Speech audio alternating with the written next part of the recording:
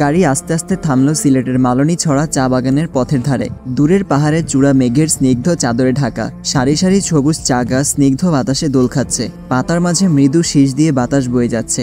কোথাও কোথাও শ্রমিকরা ছোট ঝুড়ি হাতে চায়ের পাতা সংগ্রহ করছে। বাতাসে ভেসে আসছে তাজা চায়ের পাতার সুবাস, মাটির সাদা গন্ধ মিশে এক অপরূপ অনুভূতি সৃষ্টি করেছে। গাড়ির ভেতরে বসে ছোট্ট নূর ঘুম ঘুম চোখে হাত মুছে আহিরের দিকে তাকালো। কালো ফ্রকের ভেতর তার ছোট্ট শরীরটা মায়াবী লাগছে। মাথার দুই পাশে গোজানো ঝুঁটিগুলো যেন এক ছোট আদুরে পড়ি। নূর জানালার বাইরে তাকিয়ে ক্লান্ত গলায় বলল, চলে এসেছো? আহির হাসি মুখে তার মাথায় হাত বুলিয়ে বলল, হ্যাঁ মাম্মা, আমরা চলে এসেছি। এরপর নূরকে কোলে তুলে গাড়ি থেকে নামিয়ে দিল। মাটিতে পা পড়তেই নূর বিস্ময়ে বড় বড় চোখ করে পাহাড়ের দিকে তাকিয়ে থাকলো। চারপাশে সবুজের সমুদ্র, দূরে নীলচে পাহাড়ের কোলে ছড়িয়ে থাকা সাদা মেঘের স্তব, বাতাসে ভাসতে থাকা চায়ের পাতার মিষ্টি ঘ্রাণ সবকিছু যেন তাকে মোহিত করে দিল। নূর অবাক হয়ে বলল, এসব কত সুন্দর গো পাপ্পা, একেবারে আজ কি যেন বলে দূর ভালো লাগে না, ভুলে গেছি। আহির মৃদু হাসলো। আশ্চর্য মাম্মা। নূর কপাল কুঁচকে বলল, আশ্চর্য। আহির নূরের হাত ধরে বলল, চলো মাম্মা, আমরা ওই দিকে যাব। নূর তখনও অপলক দৃষ্টিতে পাহাড়ের দিকে তাকিয়ে, তার ছোট্ট চোখে বিস্ময়, মুগ্ধতা আর ভালো লাগার এক মিশ্র অনুভূতি খেলা করছিল। যেন এই প্রথম সে প্রকৃতির এত নিখুঁত সৌন্দর্য দেখল। আহির মালনী ছড়ায় কোম্পানির কাজে এসেছে। সেখানকার ম্যানেজার ও তার সহকারী তাকে দেখা মাত্রই এগিয়ে এলো। ম্যানেজার হাসি মুখে হাত বাড়িয়ে বললেন, হ্যালো মিস্টার আহির। আহির সঙ্গতভাবে প্রতি উত্তর দিল, হ্যালো, সরি একটু লেট করে ফেললাম, আপনারা অলরেডি চলে এসেছেন। নূর আহিরের হাত ধরে বলল, পাপ্পা। আহির 1 মিনিট থেমে নূরের সামনে বসে জানতে চাইল, কি হয়েছে মাম্মা, কোনো সমস্যা? নূর পাহাড়ের দিকে ইশারা করে বলল, আমি ওই দিকে যেতে চাই। আহির শান্তভাবে বলল, পাপ্পার কাজ শেষ হলেই আমরা পরে ঘুরতে যাব, ঠিক আছে? এখন পাপ্পাকে কাজে যেতে হবে, এসো। নূর খুনোমুখে বলল, না, আমি এখনই যাব। আহির একটু নরম গলায় বলল, মাম্মা দেখো। তখন ম্যানেজার বলল, মিস্টার আহির, ও যখন ঘুরতে চাইছে তখনও ঘুরুক, ছোট্ট মানুষ, আমাদের কাজের মাঝে শুধু শুধু বোর হবে। আমি বরং এখানকার আমার একজন পরিচিত লোককে ডেকে দিচ্ছি, ওকে দেখে রাখবে। আহির একটু ভেবে বলল, কিন্তু? ম্যানেজার একজন লোক ডাকলেন, একটু বয়স্ক। রহিম, মামুনিকে একটু বাগান ঘুরে দেখাও, ঘোরা শেষে আমাদের কাছে পৌঁছে দিও, আর আমরা তো এই পাশেই থাকবো। আহির কিছুটা চিন্তিত হয়ে বলল, ঠিক আছে, তবে সাবধানে, ওকে এক মুহূর্ত একা ছাড়বেন না। মাম্মা, তুমি কিন্তু কোনো দুষ্টুমি করবে না, কেমন? দাদু যা বলবে শুনবে, ঠিক আছে? নূর মিষ্টি করে হাসলো, ঠিক আছে পাপ্পা, তুমি তো জানো নূর অলওয়েজ গুড গার্ল, তাই না? রহিম নূরকে নিয়ে হাঁটতে শুরু করলো। নূর চারপাশে তাকিয়ে অবাক হচ্ছিল। কিছুক্ষণ হাঁটার পর হঠাৎ ক্লান্ত হয়ে মাটিতে বসে পড়ল। রহিম অবাক হয়ে বলল, কি হলো মামনি, মাটিতে বসলে? নূর একটু ক্ষুণ্ণ হয়ে বলল, আপনি তো দেখি খুব বোকা দাদু, এত হাঁটার পর নূর তো কেন, কি যেন বলে, ভুলে গেছি। রহিম নূরের মাথায় হাত দিয়ে জিজ্ঞেস করলো, ক্লান্ত? নূর মাথা নেড়ে বলল, হ্যাঁ, ক্লান্ত হয়ে গেছি, আমি পানি খাবো, কিন্তু পানিটা তো সাথে আনিনি। তুমি বরং চলো, তোমার আব্বুর কাছে গিয়ে সেখান থেকে পানি নিয়ে খাবে, এখান থেকে খুব বেশি দূরে না। নূর একটু বিরক্ত হয়ে বলল, না, আমি আর হাঁটতে পারছি না, দাদু আপনি গিয়ে নিয়ে আসুন না। রহিম খানিকটা চিন্তা করে বলল, তোমাকে এখানে একা রেখে যাওয়া যাবে না, বরং তুমি আমার পিঠে চড়ো, আমি তোমাকে নিয়ে যাচ্ছি। নূর মাথায় হাত দিয়ে বলল, উফ, আপনি কত বোকা, আপনার কি আমার পাপ্পার মতো শক্তি আছে? এত দূর আমাকে কিভাবে নিয়ে যাবেন? আপনি যান, আমি এখানেই বসে থাকবো, কোথাও যাব না। রহিম হাসি মুখে বলল, তাহলে তুমি কিন্তু কোথাও যাবে না, আমি এক্ষুনি পানি নিয়ে আসছি। নূর শীতলভাবে বলল, ওকে। রহিম চলে গেল। নূর বসে বসে চারপাশে তাকিয়ে দেখছিল। হঠাৎ একটি প্রজাপতি তার হাঁটুর উপর এসে বসলো। নূর মুগ্ধ হয়ে বলল, আহ, এটা তো বাটারফ্লাই, কি সুন্দর, কত সুন্দর তোমার পাখাগুলো, আর ইয়েলো। এরপর নূর আক্ষেপ করে বলল, মনটাই খারাপ হয়ে গেল, যদি তোমার মতো উঠতে পারতাম তাহলে কত জায়গায় উলে উলে চলে যেতাম, মাম্মাকেও খুঁজে পেতাম। তুমি কত জায়গায় যাও, তুমি কি জানো আমার মাম্মা কোথায়? তুমি যদি আমাকে মাম্মার কাছে নিয়ে যাও তাহলে আমি তোমাকে আমার সবচেয়ে ফেভারিট ডলটা দিয়ে দেব, বলো ডিল? নূর হাত বাড়ালেই প্রজাপতিটি ভয় পেয়ে উড়ে গেল। নূর হতাশ হয়ে উঠে দাঁড়ালো, দুটি হাত কোমরে রেখে বলল, এই কোথায় যাচ্ছ তুমি? দাঁড়াও না, তোমার কি ডল ফেভারিট না? না হয় অন্য কিছু নিতে পারো, শোনো না। নূর প্রজাপতির পিছু পিছু ছুটতে শুরু করলো। সিলেটের সবুজে ঘেরা পাহাড়ি এলাকার এক কোণে দাঁড়িয়ে আছে দোতলা বাড়িটি, যেন প্রকৃতির সাথে মিশে থাকা এক শান্তির আশ্রয়। লাল টালির ছাদ, সাদা রঙের দেয়াল আর চারপাশে বাহারি ফুলের বাগান এঁকে দিয়েছে মনোরম সৌন্দর্য। প্রথম তলায় প্রশস্ত বারান্দা, যেখানে কাঠের মোড়া আর দোলনা রাখা, সাদা কালো পাথরের মোজাইক করা মেঝে, কাঠের পাল্লাওয়ালা জানালা আর পুরনো দিনের ঢঙে তৈরি দরজাগুলোর বাড়ির ঐতিহ্যের ছাপ বহন করে। দোতলায় উঠতে সিঁড়িটি বাঁক নিয়ে ওপরে উঠেছে। রেলিংয়ে লোহার কারুকাজ খোদাই করা।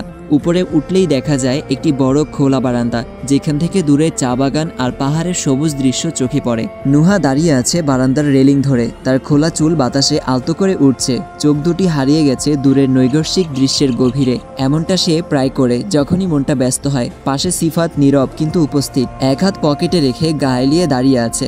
মাঝে মাঝে এক পলক নুহার দিকে তাকাচ্ছে। 5টি বছর পেরিয়ে গেছে। সেই রাতের পর থেকে অনেক কিছু বদলেছে। রফমিরের শাস্তির ব্যবস্থা করতে পারলেও তার নুহাকে অনেক কিছু হারাতে বাধ্য করেছে, কিন্তু হারানোর মাঝে কিছু প্রাপ্তি থাকে যা জীবনকে এগিয়ে যেতে সাহস জুগিয়েছে। সেদিন যখন নুহা উপলব্ধি করছিল যে তার সিদ্ধান্ত আবার ভুল, তখন সে ঠিক করে নিয়েছিল যে এই শহর এবং তার মানুষগুলোকে ছেড়ে চলে যাবে, নতুন কিছু শুরুর পথে পা রাখবে, যেখানে আর কোনো ভালোবাসা তাকে ঠকাবে না, আর কোনো বেদনা তাকে আঘাত করবে না। তবে সে একা আসেনি, তার সাথে ছিল তার জীবনের একমাত্র প্রাপ্তি, তার এবং আহিরের ভালোবাসার সেই অংশ, যে অংশ তাকে শূন্যতার মধ্যে নতুন আশা এবং জীবন শক্তি দিয়েছে। সিফাত একটু হেসে বলল, কিন্তু এত বছর তো পার হয়ে গেছে নুহা, এখন যদি আপনি আমাদের বাড়িতে যান তাতে কি কিছু পরিবর্তন হবে? আসলে আম্মু আব্বু চাইছিল আরশিকে দেখতে। আপনার সেই হাদা, মানে আমি বলতে চাইছি আপনার স্বামী কি আপনার জন্য এত বছর বিয়ে না করেই অপেক্ষা করেছে? আর দেখা হওয়ার তো চান্স নেই, আমাদের বাড়ির দূরত্ব অনেক। নুহা মুচকি হাসলো, তার চোখে এক ধরনের নিষ্কলুষতা। তবু আমি ওইখানে আর কখনো পা রাখতে চাই না। ওই শহর আমাকে যতটা দিয়েছে তার চেয়ে অনেক বেশি কেড়ে নিয়েছে। একবার পা রাখে জীবনে অনেক কিছু হারানোর পর আবারও সেই একই ভুল করতে চাই না। এখানে আমি সুখে আছি।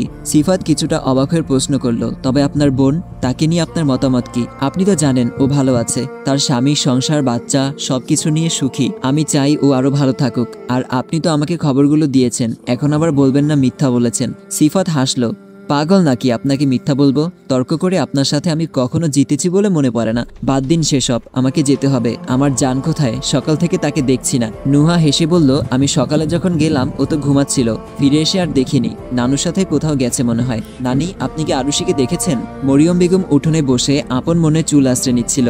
রোদের কোমল আলো আর বাতাসে ভেসে বেড়াচ্ছিল কাঁচা নারকেলের তেলের মিষ্টি গন্ধ।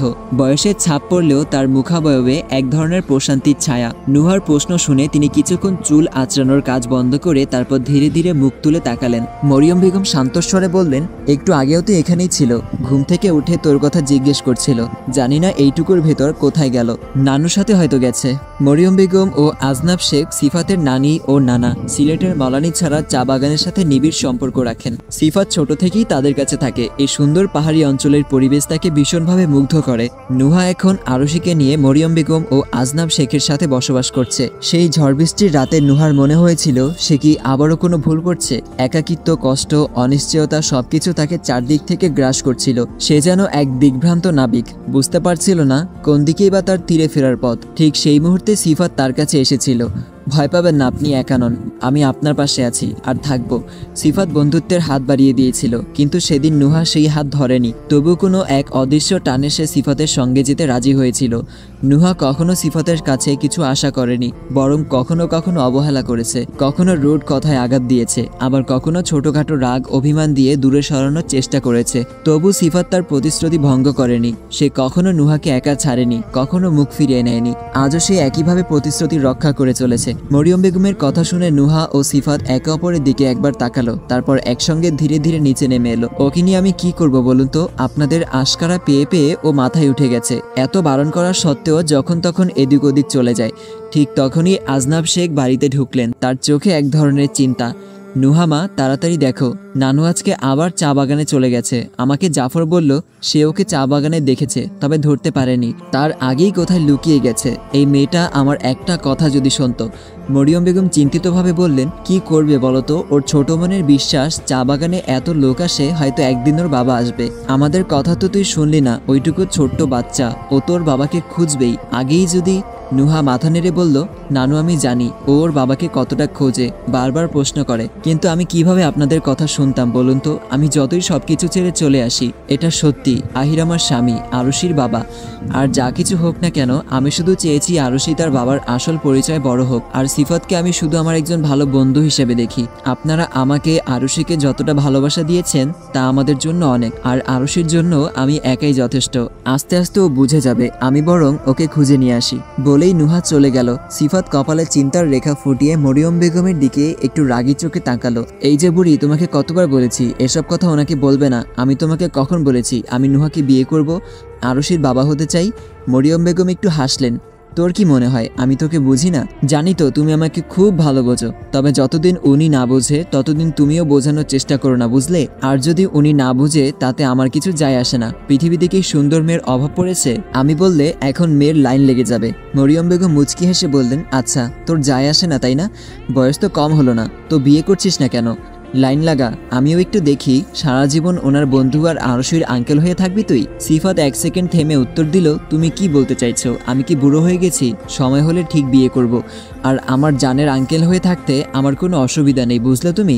আমার দেরি হচ্ছে, আমি যাচ্ছি। মরিয়ম বেগম স্নেহপূর্ণ কটাক্ষ দিয়ে বললেন, তোকে কতদিন বলেছি যাচ্ছি বলবি না? নাটকও ভালোই শিখেছিস, মানুষ হলি না তুই। সিফাত হাসতে হাসতে মরিয়ম বেগমের গালে একটুখানি চুমু দিয়ে বেরিয়ে গেল। আমিও এবারে শেষ দেখে ছাড়বো দেখিস। তোর মাকে বলছি এবার যেন সঙ্গে বউ না দিয়ে তোকে এখানে না পাঠায়, শয়তান ছেলে। নূরের ছোট্ট মুখটা ভার হয়েছিল, দু চোখে বিষাদের ছায়া। প্রজাপতিটা যে হারিয়ে গেছে তা তার শিশু মনে গভীর রেখাপাত করেছে। কিন্তু হঠাৎ নুহাকে দেখে সে থমকে গেল, যেন বিশ্বাসই করতে পারছিল না নিজের চোখকে। দুহাত দিয়ে চোখ মুছে আবার তাকালো নিশ্চিত হওয়ার জন্য। পরক্ষণেই আনন্দে তার ছোট্ট চোখ দুটো জলজল করে উঠল। নূর ক্ষীণস্বরে ফিসফিসে উঠল, মাম্মা। নুহা একটু কঠিন গলায় বলল, ওইখানেই দাঁড়িয়ে থাকো, না হলে কিন্তু খুব খারাপ হবে। মাম্মা কিন্তু ভীষণ রেগে আছে। কিন্তু শাসনের ভয়কে উপেক্ষা করে নূর মুহূর্তেই ছুটে এসে নুহাকে শক্ত করে জড়িয়ে ধরল। এতটাই জোরে ধরল যেন একটু আলগা হলেই নুহা আবার হারিয়ে যাবে। নুহা কিছুটা অবাক হয়ে গেল, এতটা উষ্ণতা, এতটা আকুলতা সে অনুমান করেনি। নূর ধীমস্বরে বলল, মাম্মা এটা কি সত্যিই তুমি?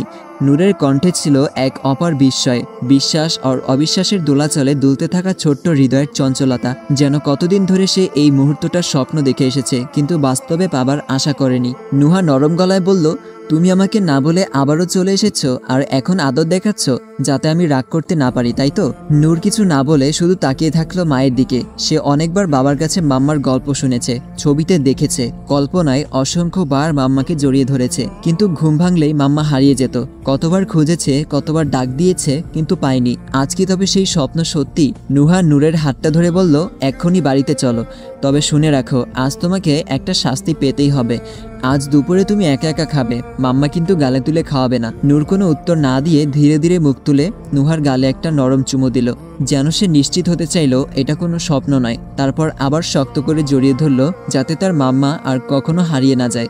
মাম্মা আমাকে তোমার সাথে নিয়ে যাবে? নুহা অবাক হয়ে বলল, হ্যাঁ, কেন, তুমি কি এখানে থাকতে চাও? নূর একটু ইতস্তত করে বলল, কিন্তু পাপ্পা। নুহা একটু থমকে গেল। অনেক কিছু বলার ছিল, অনেক প্রশ্নের উত্তর ছিল, কিন্তু শুধু আলতো করে নূরের কপালে একটা চুমু দিল। অতীতের অনেক কিছুই হয়তো তার বোঝার বয়স হয়নি, তবে ভবিষ্যতে সে সবকিছু বুঝতে পারবে। তারপর ধীরে ধীরে বলল, পাপ্পা চলে আসবে, এখন চলো। এই বলে নূরকে কোলে তুলে নিয়ে হাঁটতে শুরু করলো। দূরের গাছপালার আড়ালে একটা ছোট্ট ছায়া মূর্তি দুলছিল। আহিরের বুকের ভেতর যেন কিছু একটা কেঁপে উঠল। পায়ের তলায় শুকনো পাতাগুলো মচমচ করে উঠল, আর তাতেই ছোট্ট অবয়টি আরও স্পষ্ট হয়ে উঠল। আহির এক মুহূর্ত দেরি না করে দৌড়ে গিয়ে হাঁটু গেড়ে বসল। ছোট্ট দেহটাকে শক্ত করে জড়িয়ে ধরল বুকের সঙ্গে, যেন আর এক মুহূর্ত দেরি হলে সবকিছু মুছে যাবে। উত্তেজনায় ঠোঁট কেঁপে উঠল কপালে, গালে হাতে অগণিক চুমু এঁকে দিল। তাড়াতাড়ি বলল, কোথায় চলে গিয়েছিলে মাম্মা? এভাবে একা একা কেন এসেছো? জানো পাপ্পা কত ভয় পেয়েছিল? আর একটু হলেই তো পাপ্পার জীবনটাই চলে যেত। ছোট্ট মেয়েটি বিস্মিত চোখে কিছুক্ষণ তার দিকে তাকিয়ে রইল। আহিরের কণ্ঠে ভয়, উদ্বেগ, ভালোবাসার যে ঝড় বয়ে গেল সে যেন তা বোঝার চেষ্টা করছিল। তারপর নিস্পৃহ স্বরে বলল, তুমি ভয় পেয়েছিলে? এত বড় হয়ে কেউ ভয় পায়? আমাকে দেখো, আমি কত ছোট, তাও কাউকে ভয় পাই না। এখন তো আরশোলাকেও ভয় পাই না। আহির এক মুহূর্তের জন্য থমকে গেল, তারপর হালকা হাসি ফুটে উঠল ঠোঁটের কোণে। মেয়েটিকে কোলে তুলে নিয়ে বলল, বাহ, আমার মা তো দেখি অনেক সাহসী হয়ে গেছে। কিন্তু নূর, আমাদের তো এখন ফিরতে হবে, তাই না? মেয়েটি মাথা ঝাঁকালো, তারপর আচমকাই কপট রাগে বলল, নামাও আমাকে। তুমি আমাকে কোলে কেন তুলছো? দুষ্টু লোক, কোথায় নিয়ে যাবে আমাকে? নূর মাম্মা, পাপ্পা কিন্তু এবার রেগে যাচ্ছে।